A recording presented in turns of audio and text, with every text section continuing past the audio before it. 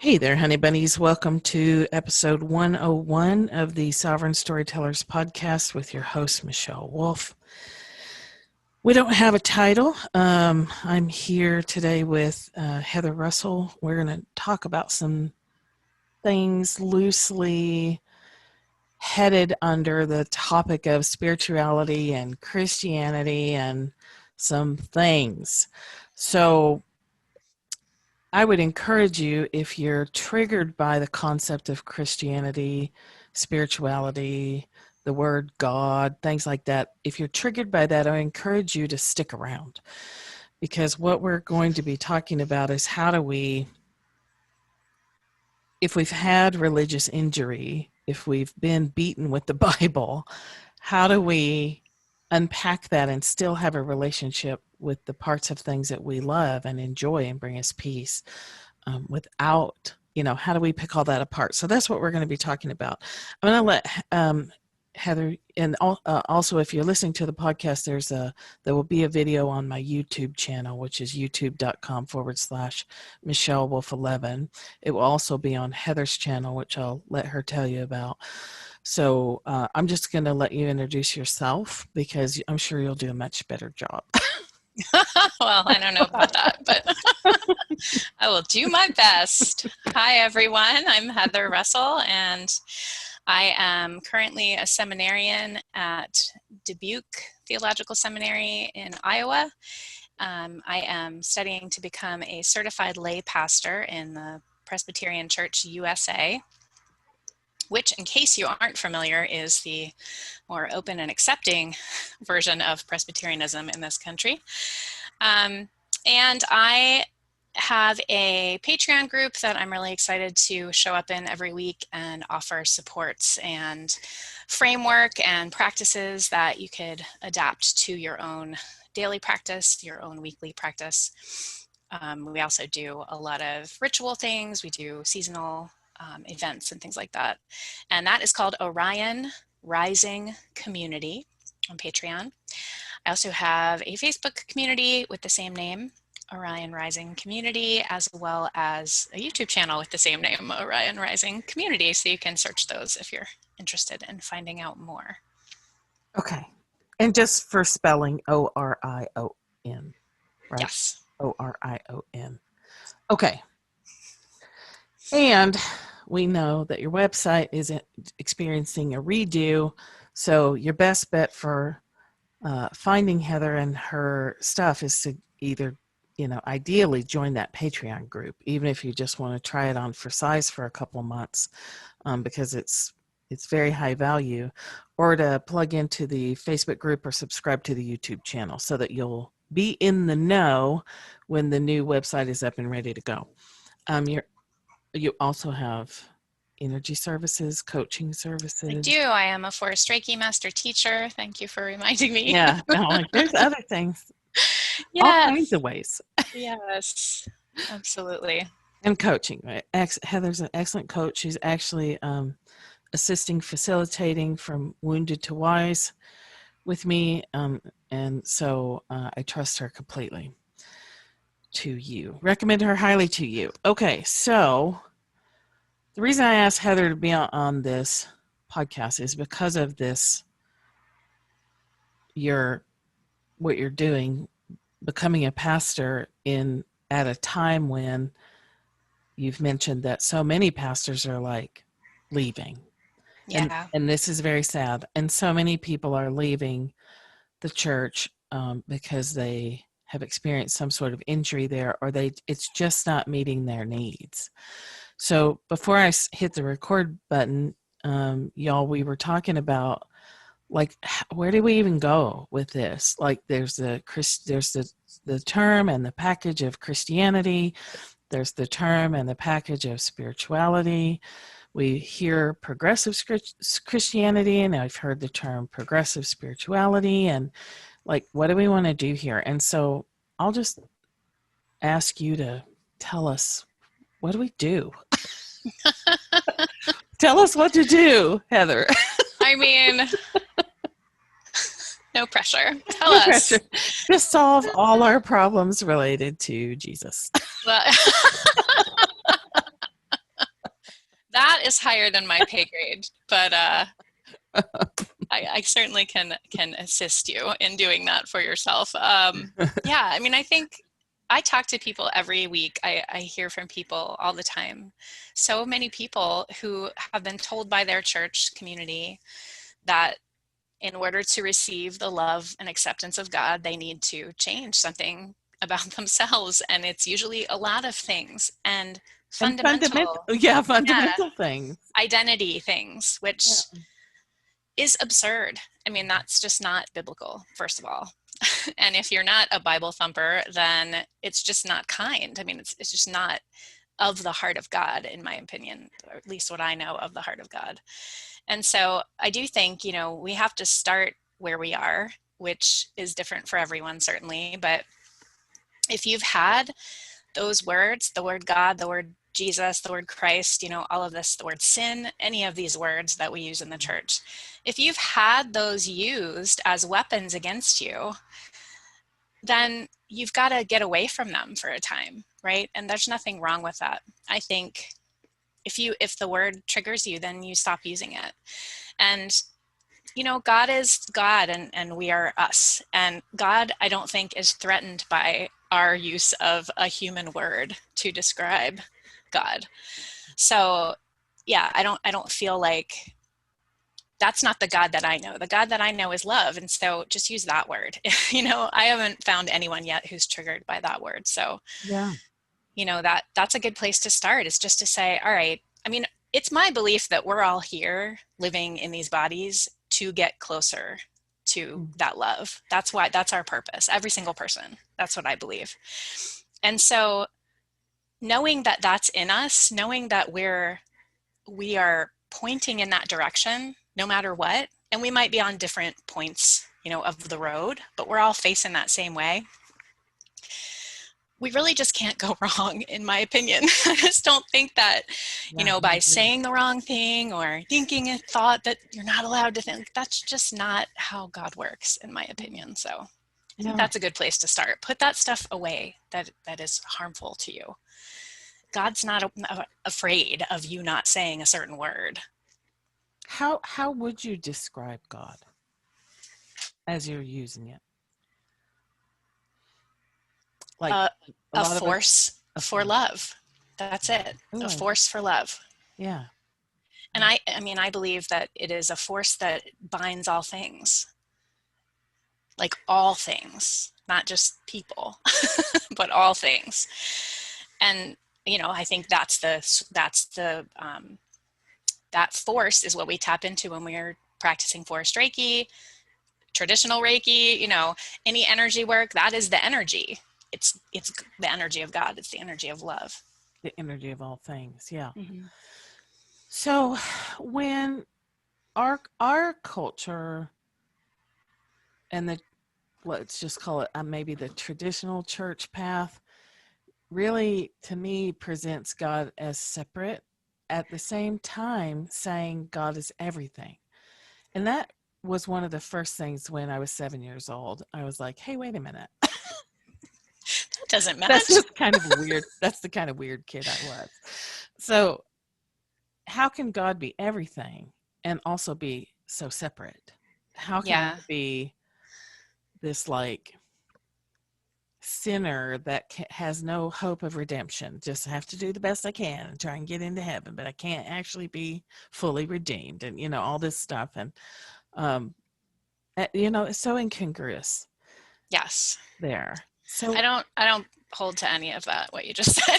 Yeah. So yeah, go ahead. I am a universalist, which I believe that when Jesus Christ died on the cross, he literally died for everyone forever, the end, period. Like, it does not matter what we're saved by grace. We are not saved by our works. We are not saved by the things that we say or how pious we appear. You know, that's just not what I believe. So there is a theology, there is a branch of theology called universalism, and that is what I ascribe to. I believe that was a real thing. Yeah. That Christ died for all, and you don't have to even believe that. Yeah. But it doesn't matter. Like Yeah. that's, the level to which I believe God's love prevailed in that situation. Yeah. So, and to me, that is a religious injury, like where Oh yeah. the concepts of religion are used in order to obtain and keep power and control over others, Yeah, which is the heart of all the damage that all the churches have done. absolutely. At Yeah, some it plays point. on the whole tribal, we don't want to be rejected. We're afraid of death. We're Yeah. afraid of, Yeah. Yeah. needing to be It accepted. leverages, it takes our normal human fears and weaponizes them and leverages them in order to keep people in line and to keep you paying, tithing to all the negative things. And the beauty gets lost. And that's the biggest shame to me. It's like the beauty of, the heart of it gets lost. So, what do you say to people who are just, they've been wounded in those ways, but they keep finding themselves circling back, or maybe they are, I did this, I just went to all these different churches, church after church after church after church, and I was looking for something that, can't even be found in a church. But at the time I was like, if I could just find the right church. How do Yeah. you help people heal that division, the internal division that's been created? Do you know what I mean? I do, yeah. And I'm actually really grateful for that division, because the people that I'm looking to serve are the people who have that empty place in their heart. Yeah. They're You're searching longing and searching. and Yeah. yearning. Yeah. Yeah. Yearning Um, is a really good word. I was definitely yearning and yeah. longing. Yeah. And I think we're built that way. I mean, that's an intentional part of our design. And so the fact that we, have that yearning and it wasn't destroyed is a beautiful thing right there. And so That's a great starting point. Huh? I would say to that person, first of all, God didn't ask for any of that stuff that you mentioned. God didn't demand that we form, these patriarchal foundational, like structures and do anything in our power to keep them in power. I mean, God didn't ever say that. So start there. Like, the church is not God. And I think it's important to separate them sometimes, which is a shame. I mean, that's like horrible, right? Yeah. Hi, kitty. Yeah. But, that's where we are right now. So I think for us to take a second and go, wait a minute, these are two different things. And it's okay for me to have that yearning and that hole in my, inner being that needs to be filled, God-shaped hole. Yeah. I forget who said that. It wasn't me. I like But it.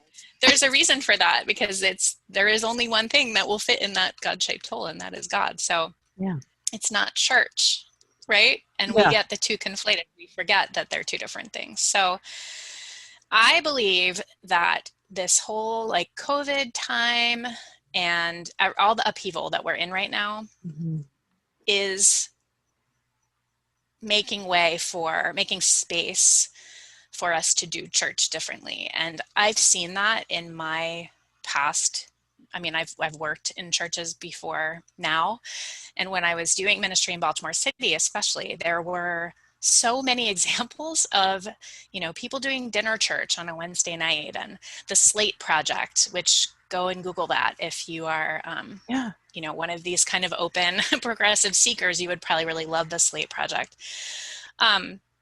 There's just so many books and examples of people. Nadia Bolz-Weber is a great example Oh as God. well. Yeah. The She's good. church that she founded in Denver, I think. Yeah. Was that It in was in Denver? Yeah. Denver. Yeah. Um, there's just a lot of examples of people doing things differently. And to me, the people with the discontent that aren't sure where to go with that and are church shopping and church hopping and nothing seems to fit them, that's no accident. They are meant for this new thing that God is doing in the world. And so I feel called to that thing, which is not traditional church. It doesn't look like a building. It doesn't look like a bunch of guys who are white telling everyone else what they should and shouldn't do and believe. Right. So, again, just encouragement, I guess, and acknowledgement. Like and I did a video about this yesterday on my Facebook page, because I do think that so many of these people that I see and talk to never knew that there was another option. It was either traditional church or atheism, and nothing in the middle. Okay. And that breaks my heart. Mm-hmm. And it's like, well, if I just find a different traditional church, then, right, like you did. Yeah. I could just find the right denomination, if I could just find the right group of people, which works for, I go to a church and I love it. So, it's not to say that that's bad or wrong, but it's not for everyone, and that's okay. God's doing a new thing. There has to be people to come alongside. So, it's no accident. So yeah, I think part of my mission is offering that alternative, and like getting it out there that there's not just it's not a dichotomous world we live in, right? It's not just church or atheism or black and white or whatever. Like, we have to search through that middle ground. There's beautiful things there. Yeah. I felt really caught in that it has to be this or that. So I went the Buddhist route and was studying that and following those philosophies. Buddhism is not a religion. Let's just get that straight again. It's not a religion. It's a philosophy. But I didn't, because this was after I'd gone church. Couldn't find one that did it for me. And then, so Thich Nhat Hanh's book, Living Buddha, Living Christ, was the first exposure I had to, and then Sylvia Boorstein is Jewish and Buddhist. I was like, oh, you can be both. Like, you can have Jesus and Buddha. You can have both. Like, it just fried my brain. I was like, how does that even work? So then I went back to a church. I was living in Fort Collins, and I liked it. I liked church. I liked the singing. It was one of the big churches, which was good for me because I wanted to be kind of disappear. I just wanted to slip in, get a Jesus fix, and then go. And I liked the pastor. It was super optimistic, and it sounded accepting. But then at the time, my daughter's bi, and she was in a lesbian relationship, and so it just kind of kept like, I think I secretly hoped that this would be the place where I could do these things. And so I met with the pastor, and he was like, no, if she's, it's like love the sinner, hate the sin. Which I hate that. It's bullshit. Phrase. That's garbage. Yeah. So he was like, yes, we'd love to have them here. And I want to be totally honest with you. Somebody will eventually confront them about that. And I was like, how does that work? And I said, I don't get it. Tell me what you think being gay means. Like, how does, in your opinion, the Bible view that? And I was like, he said, because I was like, people are born that way. And he agreed with that. He's like, yeah, people are born that way. In the same way they're born with a propensity to, say, alcoholism. And so you're expected to have the awareness that you're born that way and not act on it. Right. And to me, and it just, of course, ruined everything. Right. You're like, well, I can't do that anymore. Because I was like, not having alcohol is not the same as never having a partner that you love and a marriage and children and family. I'm like, it's a little different. So I like what you said, where the fundamental changes, like so much of traditional church, it's such conditional love. Yeah. Jesus loves you if fill in the blank. God loves you if you're a Cowboys fan or hetero or work a full-time job and tithe to the church. Like, it's so conditional. It makes me crazy. Yeah. And and God is doing something different. I absolutely believe that's true. And all this disruption strips us down to our basest longings in our heart, and then we try to figure out how to do it differently. So if church is being done differently, and someone isn't viewed as God loves you if fill in the blank, what does Mhm. that look like? Like, what does this new concept of church look like? That is a really great question. I would answer that with uh, uh, more questions. Like, we don't Yeah, let's know. do it. Yeah. And I think that's kind What of, are I, our I find that, options? yeah, I find that super exciting and invigorating. And, um, so what I would say to that, to answer it, would be, I imagine it's going to be a lot like the early church was, um, more intimate, more honest, more just authentic togetherness being at the core of everything that happens. Because that is God, right? Like, God is relationship, literally, the Trinity. And so Yeah. that's our model. And obviously Jesus, really emphasized relationship as well, and treating, others with respect, and all of that, women especially. And I think, just anyone downtrodden, anyone traditionally outcast from the society at the time, that was who he had a heart for the most. And Yeah. so that's what it is. It's radical inclusivity. It's That's good. authenticity to the point of, like, I love actually, I think I have it right here. Do I? No, I don't. It's downstairs. I have this book from,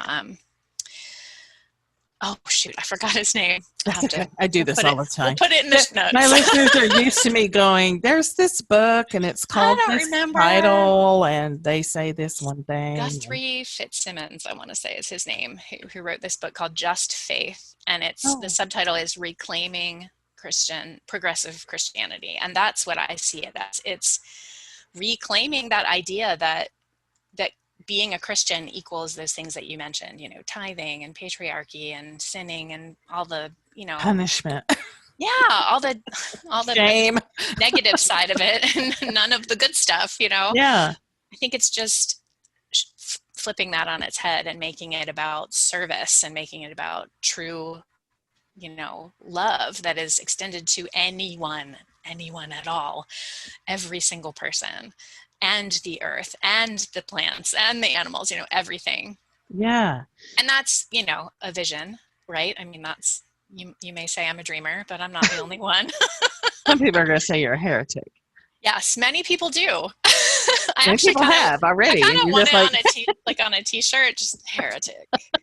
Yeah, I mean, so I am a part of a tradition. The Presbyterian Church is a Reformed tradition, and so we are all about looking at the stuff again, and making sure oh, I that, didn't know that. That's cool. yeah. So we have a book of creeds this thick, what we believe. A creed is just what you believe. And the reason for that is that, the old ones from the time of John Knox and the original reformers, they didn't invite women into pastoral service. They didn't, Yeah. they had a lot of stuff wrong, and Yeah. that's okay, because that's the time they were in. So we Yeah. recognize that things change, and Oh, that's not a okay. bad thing. That is a positive thing. And we are called to revisit those things and revise them. Okay. So that's, I think, to me, that's the next thing, is just radically looking at all of this and going, what of these things do we need to keep, and what can we just burn in the fire, because Yeah. it's time, Yeah. right? Yeah. Oh, yeah. Yeah. So, in your vision for the community you're creating, which is it is radically inclusive, and it is like, believe in this or don't believe in it. If you're restless and searching and you have a longing in your heart, come hang out here and see if this is what you're looking for. And right now it's all online, Mm-hmm. which interesting that you started this before everything had to go online. So I Yeah. love the timing of that. So in your view, let me back up just a second. All religions and philosophies stress community, Mm-hmm. regular meeting with community. And as a past therapist and someone that studied human nature pretty much my entire 53 years, we have to have that because we drift. And so weekly meetings, even bi-weekly meetings, Sunday and Wednesday, when I was growing up, it was Sunday morning, Sunday night, and Wednesday, which that's overkill, especially when you're a little kid. But it's like we have to have community. We have to have, whether it's online or in person, or our minds take us into those dark places. We can't stay focused on the good in life. We have to have each other reinforcing, no, there's good, let's look for it. There's good, let's look for it. Let's dwell in it. So, but ideally, let's take COVID out of the picture. In your dream world, what would church become for you? Like this community that you're building. I just want to speak the dream of it into the space and just give people some seeds, like, Yeah. you know what I mean? I This do, is how it yeah. can look. So my dream is to have a physical property near where I live. I live in Western Maryland, fairly rural Western Maryland. It's beautiful here. I would love to have a property with enough land to have lodging for people to come and stay. I have been calling it a retreat center, but I don't think that quite fits because I would like to have very regular meeting of community, as you just said. So Yeah. it does feel more like in between retreat center and church to me. Yeah. And there would be a lot of opportunity for contemplative prayer, meditation in the space. I have this, the visions I have for this place are so intricate and detailed, it kind of scares me sometimes. So there's a tree house, like a platform in a tree meditation area with pillows and stuff. And I'm like, oh, I want that so much. That right now. Yeah. Yeah, right. I would go there all the time. There would be a labyrinth. There would be lots of ecumenical, open ways for people to express their spirituality in a schedule like that, like on a regular basis. And then I would also love there to be some permaculture style farming happening on that property, and that people would be there tending to their crops, or we would obviously have probably something for the community as well, to donate food to food banks and so on. So again, it's like intentional community, retreat center, church, it's sort of in here. Yeah. So in the middle of that, that's what I envision. And, that we could have a place to gather and to support each other. Like you said, I mean, that's really what it's all about, is the reason we have those communities is to be our strength when we have none. And that happens, especially now, a lot. When I'm in need, that's the first people I think of are my people from my church. Who can I reach out to? I need a listening ear. I just need someone to witness this. Those are the people I go to because they've seen me and they know me and they love me. Yeah. And so that's kind of what I want to take, that part and plug it into kind of a more natural, holistic kind of a setting. Yeah. If that makes sense. And it sounds like part of what you're saying is you want to work with people who don't allow themselves to have that because they've had past trauma. Yes. Right. Who, it's like a baby in bathwater thing, right? Who feel as though they have just the two choices: either accept this and become someone I'm not in order to be a part of it, or throw it all away and never go back to this part of my life again. And that's just not the truth. No. We were when you said that God-shaped hole, to me what you're describing is that third alternative. So before I started recording, we were talking a little bit about, is it Christianity? Is it spirituality? Is it some third thing, that forms out of a synergy of the good parts of Christianity and the need to fill that God-shaped hole, which in my opinion is the biggest. I mean, when people say put God back in the whatever, it makes me want to vomit a little. But I also feel like intuitively they know that hole in our heart that we are built with, that keeps us seeking and searching, when that's not filled, we're desperately lonely. And I do believe that it is part of what is behind our still rising suicide rates and still out of control rates of addiction. Mm-hmm. We are desperate, and we will try to fill that hole with anything we can get our hands on. This place where you can come to have all those good things and to heal from the pain and to find a place to fill that hole in your heart is, to me, what's being called forth from people like you who have the gift and the talent of being able to see the both and around that. So my first question is, why do you have that? Like, how did you get that? And my other question is, why is it so critical now? Like, people have been suffering for a while, right? Addictions have been rising. Now social media addiction is rising. Suicide rates are still rising. This desperate loneliness is not being addressed. So how did you come to this, and why is it even more important right now today? Well, I don't remember coming to it. I've always been there, and I think Okay. you mentioned that story of being 7 years old and going, wait a minute, this doesn't match. What the heck is going on here? I was totally that kid. I grew up in a Lutheran church in a very small town, and it was not a big place. It was a very small church, and I was blessed with an amazing pastor who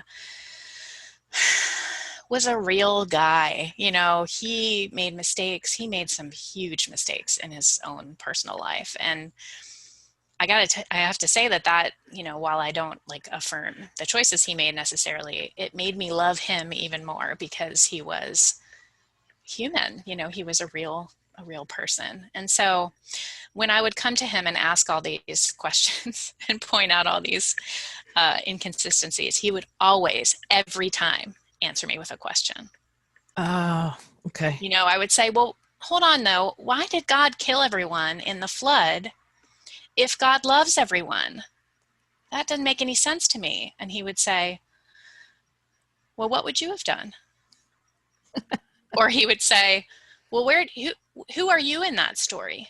Are you in Noah's family, or were you drowned? And he would just start it was always there was Socratic method. always yes, Yeah. But there was always permission given by Okay. this authority figure of the church to this little girl to ask those questions, and that it was safe to wonder about these things, and that he actually told me once when I was a little girl that God is not threatened by our questions. Oh, I love that. What a And that, gift. he really, helped me to hone my own beliefs, and again, gave me permission to have them. And, there were parts of my family, there still are parts of my family who do not believe in asking questions, are Oh, very, yeah. very fundamental, and, and call me a heretic, I'm sure, not to my face, thankfully, but probably behind my back, and that's fine. But, he never ever answered me, right? He never said, well, you just need to let that go, Yeah. or, well, we don't know the answer because, God is mysterious. Don't question God. That's what we got told. Yeah. Don't question God. How dare you, right? That's the message I got from the other part of my family. Mm-hmm. How dare you? Who are you? Mm-hmm. And I'm going, precious child of God, like everybody else. Again, the incongruity of your a precious child of God, and how dare you? Right. Like, it's just Yeah, I can't tell you how many times I have said in my seminary classes and to people who hold those kinds of beliefs, why do we have this intellect if we're not meant to use it? You know, I think Galileo said that too, actually. Somebody said it back in the day. yeah. Like, we've been given this for a reason, and we ought to be using it as to glorify, right? Like, I mean, this is kind of a silly example, but I think it plays in. I am really wild about my birthday. Like, I think my birthday is like the feast of Heather. It's like a big freaking deal in my life. And the reason I feel that way, well, first of all, it started when I got divorced from my first husband because there was no one to do the things. Like, Oh, I had yeah. very small children. They were 2 and 3 at the time. Oh, And, yeah. you know, they weren't going to like make me a card, or, you know, they were just too little to even do that. And so I had to do it myself. And if I wanted to have a happy birthday, I had to make it happen. And so I did. I would just plan all this stuff, and I got a bunch of tattoos for my birthdays, and, you know, Nice. whatever it was, like, and I did that because I felt like it was my duty to respond to my creation with thanksgiving and praise and like gratitude and Love that. enthusiasm. Like, why do we not all do that? I don't get it. I don't think I've ever heard a birthday described that way. I love it. I mean, we are miracles. I know you believe that. We I are do. I miracles. do. It's We are a miracle. amazing. Yeah. Yeah. So Yeah. I think that's an example of kind of, you know, my family thought that was totally weird. They were like, you need to tone it down. That was my whole life. You need to be less whatever, you know. I don't know, Yeah. screw that. You Yeah. know, Yeah. Yeah. I was made this way on purpose, and so was everybody else. So, yeah. I love that. And why now? Like, why are you, because this is your motivating force for all the things that we go through. If you're listening and you're an entrepreneur of any kind, I don't care if you're selling essential oils or some incredible creation that you've brought through yourself, to put yourself out here and take the risk and be on camera and be seen, and it's a suffering. It's a kind of a torture, especially in the beginning. So I know that this is a driving thing for you, but Yeah. why is it amplified now? Why do you think? So, when I was serving my last church in Baltimore City, I was in charge of the youth. As I was in charge of a lot of things, but one of the things I was in charge of was the youth. And I had several kids come out to me Okay. before anyone else, before their parents, before, you know, anyone else. And that is holy. Yeah. That is a moment in time. It's like a birth, you know, it's one of those 10 places. And it unlocked something in me. I am straight, and, you know, that's fine. And also Not I that there's have, anything wrong with that. Yeah. well, I With think, being straight. right, yeah, Yeah. unapologetically, it's all Right. good. Right. But I think, you know, I struggled with this call at first during that time because I felt like, well, I'm not gay. I'm not trans. I'm not, you know, Mm-hmm. I'm not qualified, I think Yeah. is what I thought, like, Yeah. to That's you know, fair. to speak for this group of people. And then I realized that I wasn't supposed to be speaking for this group of people.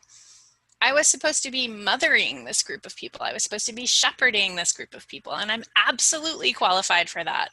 And that's what I have a heart for. And so going through that experience really, I think, started the snowball rolling to the point where when I retired from that position, gosh, it's been 6 years ago, I want to say 7 years ago.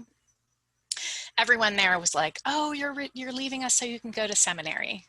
Yeah. And I was like, "No way, dude! I'm not going back to school. I don't want to do that at all." And at the time, I really didn't. Yeah. But I think that needed to, you know, the seed was planted, and it started taking off from there. But so the reason why now,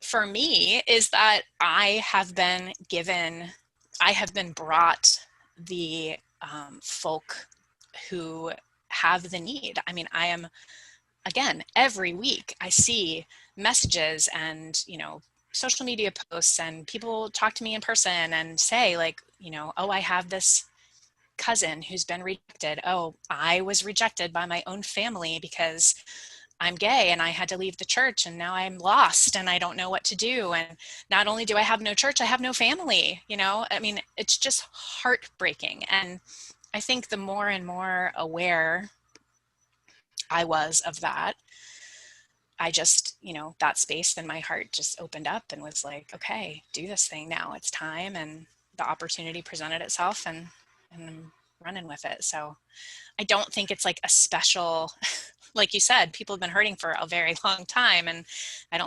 unfortunately, I don't think it's going away, this abuse of the church. But No. I mean, we all have to kind of get our foothold where we can. And Mm-hmm. I feel like God, shone a spotlight on my foothold and was like, there you go, get your foot in there, So Yeah. you got to do it. And I think there's value in spending less time worrying about tearing down outdated structures and more time just building the new one. Yes. Yeah. And I've struggled with that too. Do I want to be going through this kind of traditional process in this denomination that's traditional as well? And for me, I don't feel the need to destroy anything. I don't feel the need to call out, people who are happy in that framework. Yeah. That's for them to figure out or work on or whatever. But I'm not going to judge how, they're doing church or how their beliefs are going, because wasting my energy on that. Here's all these people over here like waiting to be loved, and there's nobody doing it. So Right. like, why would you waste your time? That's how I see that, at least. I do too. And we're beings of finite energy. Yeah. And it takes an enormous, and there are people who will do that fight, but it doesn't feel like that's your path.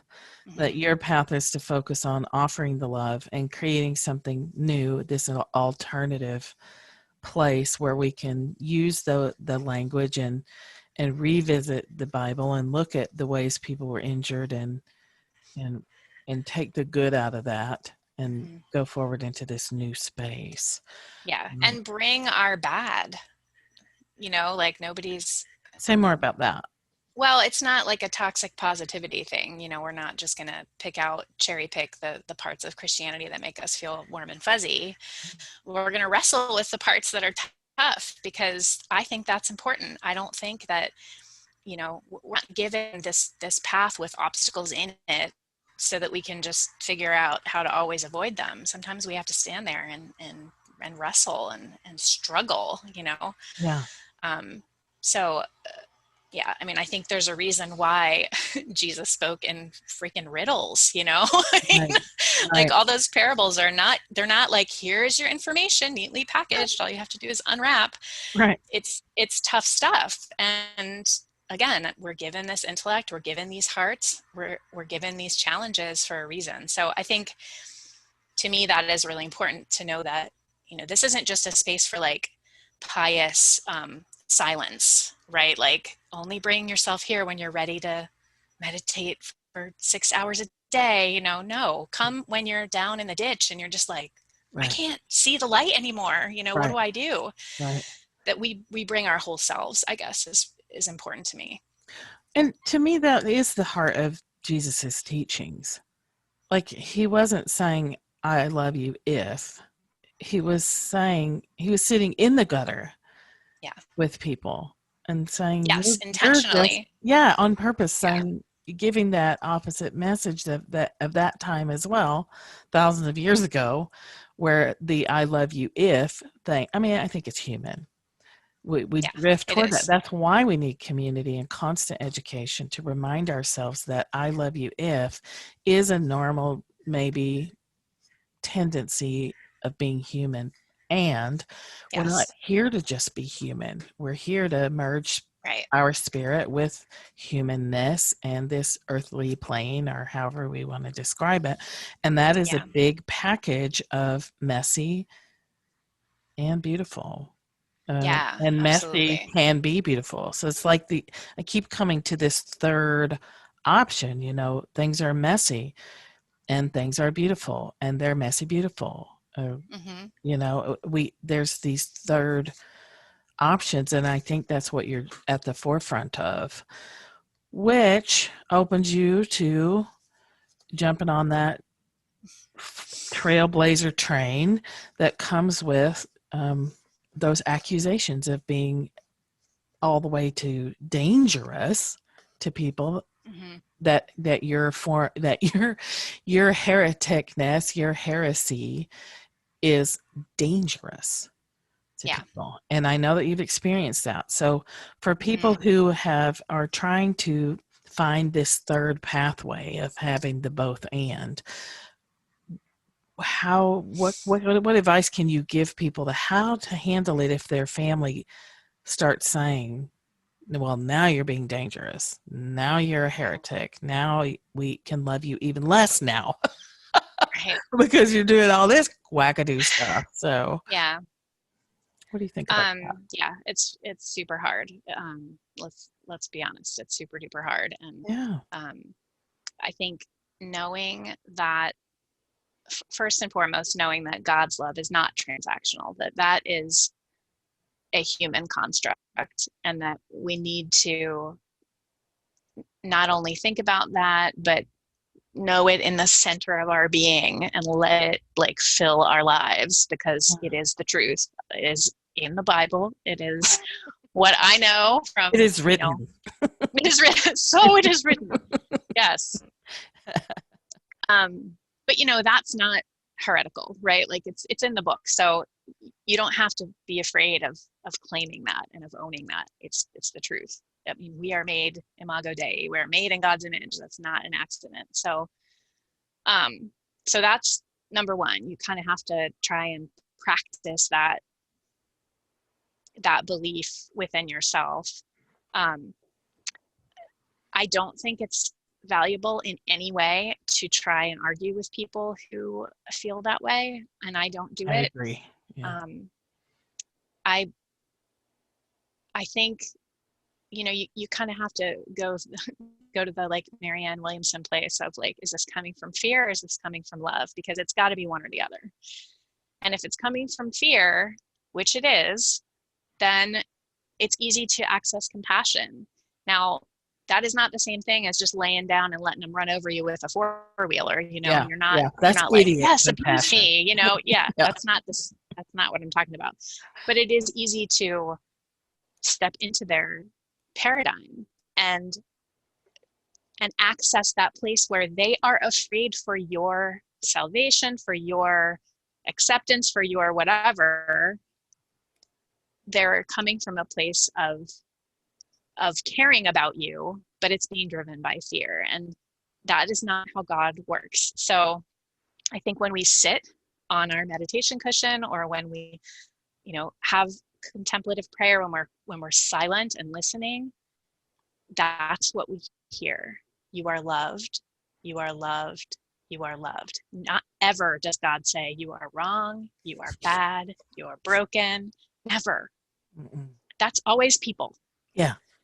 And so I would just encourage anyone who's dealing with that. Number one, find a community that supports you, that you feel like you are safe in. That is super important. It does not have to be a religious community. It can be any community at all. Um, there are a lot of groups on Facebook for this very purpose, people who are deconstructing their faith and are feeling adrift and lost. There are groups of people on Facebook for that who are amazing in just witnessing and holding space for people who are going through stuff like this. And then, you know, when you find that community, you kind of have to plug into them to the extent that they are your family now, which it's super painful. It's so painful to let go of the people who are supposed to be here to love you and Yeah. just aren't, you Yeah. know, just can't. Can't. And you have to do it. I mean, I don't see, you can only go so far with like just avoiding topics of conversation, right? Right. And especially when you're someone like me, I mean, this isn't a secret anymore. Like, I'm not trying to be coy, you know, about this. And that takes a while to get there, but you don't do yourself or anyone else any favors when you are not authentically expressing who you truly are. I agree. I love that.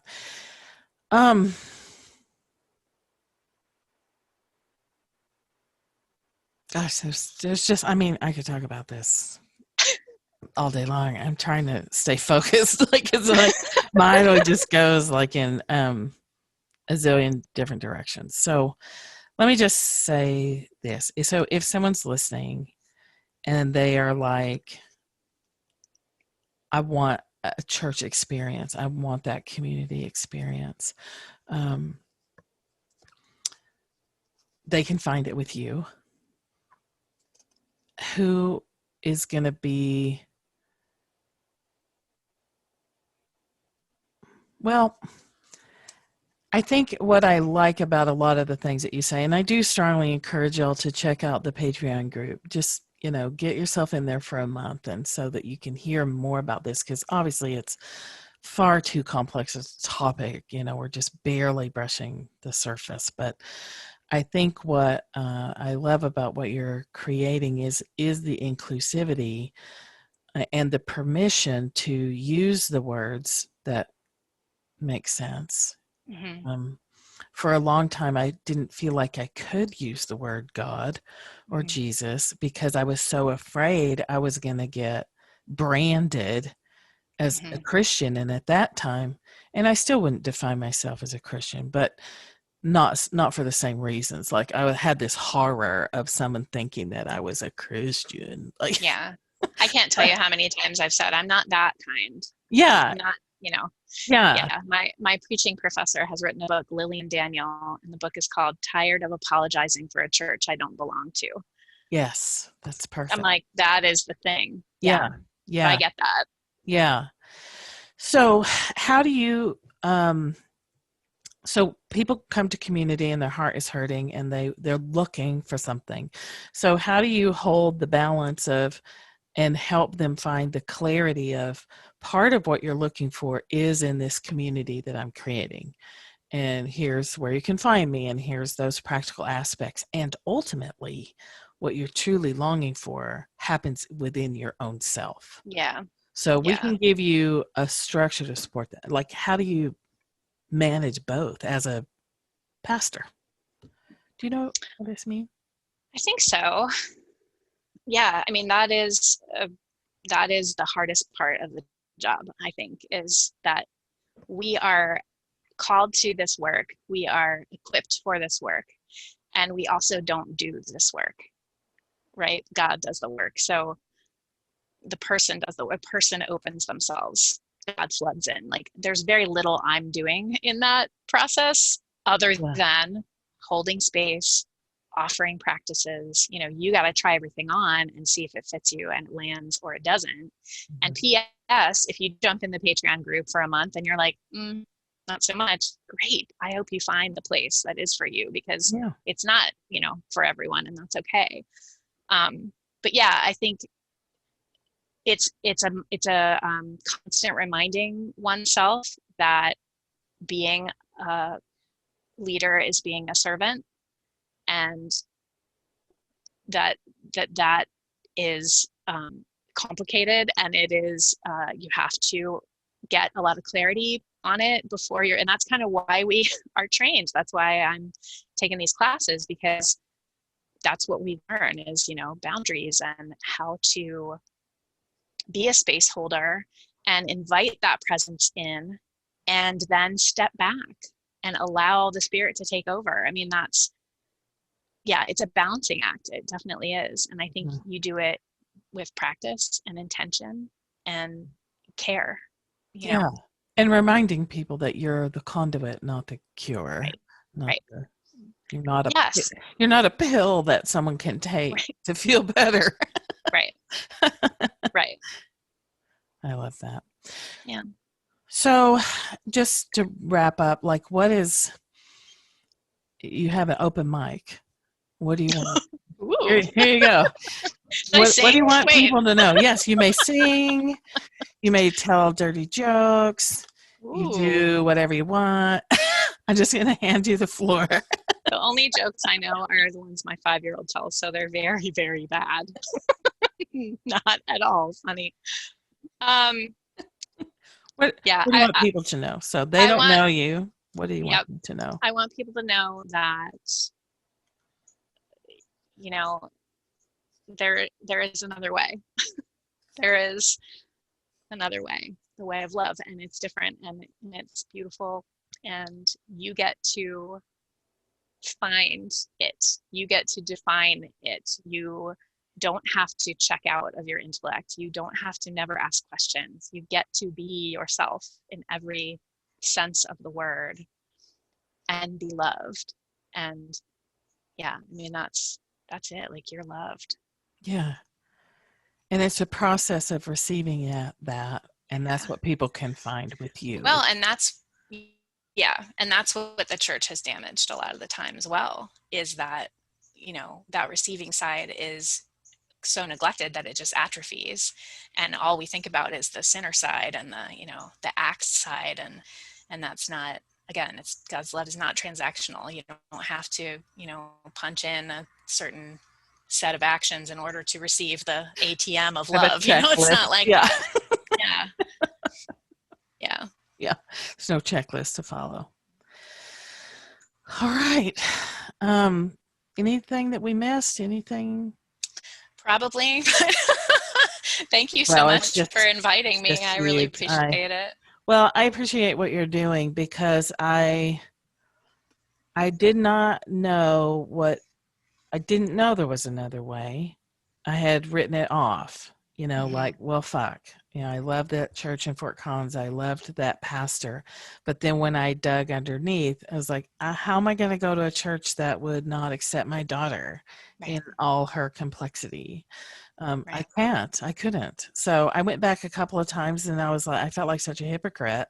I was like, I can't be here. I can't do this and support this. So I left, and then I was like, well, that's it. That's done. So I just was sort of doing my own little thing. And I ran across the book Kissing Fish. And there's a Kissing Fish page, and it's the first book I ran across that was like, oh, what is this term, progressive Christianity? Like, what does that even mean? And so I started digging further into it. And that wasn't that long ago. It was just a few years ago. And so when you started talking about Orion Rising, and you started making a page and giving some structure to that, I had I still have goosebumps just saying it now. Like, I have ongoing goosebumps about that, because it's one thing to read some books about progressive Christianity, like Nadia Bolz-Weber and Jen Hatmaker, and there's Rob Bell, Rob Bell, who I love, and Rachel Held Evans, who unfortunately is not with us anymore, but her materials are profound, and they were to some degree Glennon Doyle. Like, I started reading all these things, but reading them is not the same as being in community. Yeah. Like, because then it's still a mental thing, and it's just not the same. We need that heart-to-heart connection. And ideally, I do think we need it in person, but, and there's someday. Yeah. There's advantages thank God we have Zoom, and that we can connect with each other, but that is still leaving the physical body part out. Right. Well, and of course, in the church, sharing meals is a pretty big deal, and I feel like that's an essential part of any faith community too. So we would potlucks if we could. That is the one thing I do remember. That hot dish. Are we having a potluck on Sunday? There was always, those little ladies would make just the most sugary, wonderful tuna. And I love tuna casserole. It's disgusting, tuna casserole, but I think it's just connected to those memories of everybody being together and running around with your friends and getting yelled at by the adults and just being naughty and stuff, and eating a lot of food. So so ideally we have that. So I just want to thank you for having the courage to follow the call and to say there is another way, and I'm going to create it. I'm going to make one. I don't see one that checks all the boxes that I think need to be checked. So I'm just going to make one, and here you go. Yeah. That's a miracle, right? Well, thank you for helping me figure all that out. Yeah, It's yeah. nice to have a good friend for discernment. So Yeah. I highly recommend that. Yeah, again, so where do people find you on Patreon? It's patreon.com Orion. Orion, ORION, Rising, RISING, Community. And on Facebook, if you search Orion Rising Community, it's a private group. We do share prayer requests in there, so it's not a public group, but you can certainly request to be added, and I will add you. I also have a Facebook page, which is facebook.com/HMR Sparkle.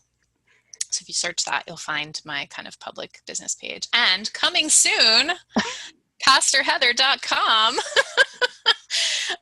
You can go there now. It's just a beautiful, image of the sea. But yeah, eventually there will be a website there as well. I love that. It's nice and easy to remember. So don't wait. Go ahead and get connected. So when the website's live, go ahead and book a service. Like you can get a Force Reiki treatment now. You Yep. can get coaching right now. Absolutely. If you have any kind of draw in your heart to work with Heather, go ahead and just reach out to her on Facebook or whatever. So, yep. All right. Thank you. Yes. And so think less, feel more. Please think less, feel more. And get yourself connected to some kind of community so you can survive these troubling, turbulent times. Okay. Thank you. Amen. Amen. Yes. Okay. Let me hit the